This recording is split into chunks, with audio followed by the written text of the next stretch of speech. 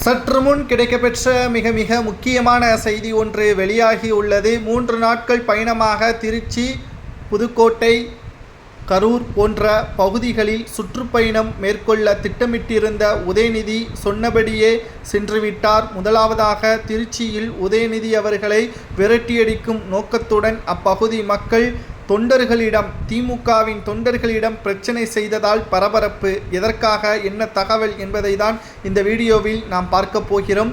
505 வாக்குறுதிகளை சொன்ன திமுக நிறைவேற்றிவிட்டதா? மக்களை கடினமாக, ஒட்டுமொத்தமாக இழிவாக பேசிய திமுகவின் அமைச்சர்களுக்கு முக்கியத்துவம் கொடுத்தது திமுக அரசு என்றும், திராவிட முன்னேற்ற கழகம் சொன்ன வாக்குறுதிகள் மக்களுக்கு பயனளிக்கவில்லை என்றும், குறிப்பாக சட்ட ஒழுங்கு மிக மோசமாக இருக்கிறது என்றும் உதயநிதி தேர்தல் நேரத்தில் மற்றும் வீரவிசனம், குறிப்பாக படங்களில் பேசுவது போல் வசனங்களை அள்ளி பேசுகிறார்.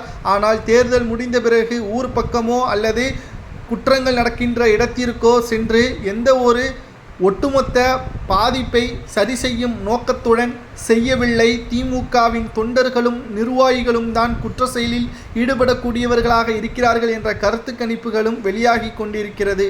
இதனால் திருச்சியில் பல்வேறு நிகழ்ச்சிகள் மற்றும் கட்சி நிகழ்ச்சிகளில் கலந்து கொள்வதற்காக சென்ற உதயநிதிக்கு மிகப்பெரிய ஒரு அதிர்ச்சியை தான் ஏற்படுத்தியுள்ளது. கட்சி நிர்வாகிகளும் தொண்டர்களும் மட்டும்தான் கூடினார்களே தவிர அப்பகுதி மக்கள், பொதுமக்கள் யாரும் கலந்து கொள்ளவில்லை. இது உதயநிதியை விரட்டியடிக்கும் நோக்கத்துடன் செய்யப்பட்டதாக கூறப்படுகிறது. ஏனென்றால் தமிழகத்தில் 4 முனை போட்டி நிச்சயம். திமுகவிற்கு எதிராக 200 தொகுதிகளை குறிவைத்து உதயநிதி கட்சி பணிகளை மும்முரமாக வேலைப்பாடுடன் செய்து வருகிறார். இது பயனளிக்குமா என்று கேட்டால் நிச்சயம் கிடையாது. அதற்கு முன் உதாரணமாகத்தான் திருச்சியில் நடைபெற்ற இந்த வருங்கால முதல்வர் என்று கூறக்கூடிய வகையிலான போஸ்டர்கள் கிழிக்கப்பட்டு உதயநிதியை விரட்டியடிக்கும் நோக்கத்துடன் திமுகவின் தொண்டர்களிடம் பிரச்சனையில் ஈடுபட்டுள்ளனர். எதற்காக? சொன்ன வாக்குறுதியை நிறைவேற்றவில்லை. திமுகவின் சட்ட ஒழுங்கு மிக மோசமாக இருக்கிறது.